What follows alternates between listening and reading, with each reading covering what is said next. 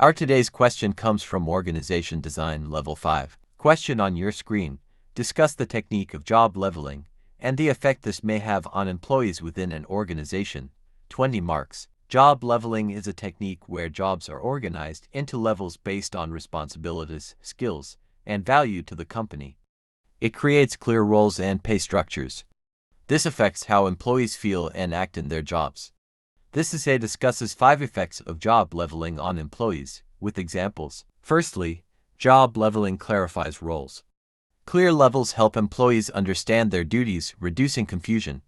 For example, a bank like National Bank of Malawi uses levels to define tellers' tasks, helping them focus and feel confident. Secondly, it supports career growth. Employees see a path to higher levels, motivating them.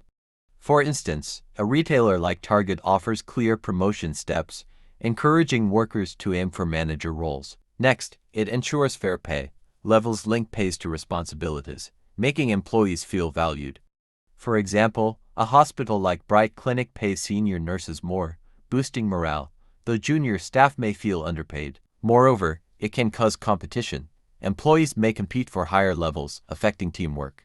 For instance, a tech firm like Microsoft using leveling may see developers compete, reducing collaboration. Finally, it may limit flexibility. Strict levels can make employees feel restricted.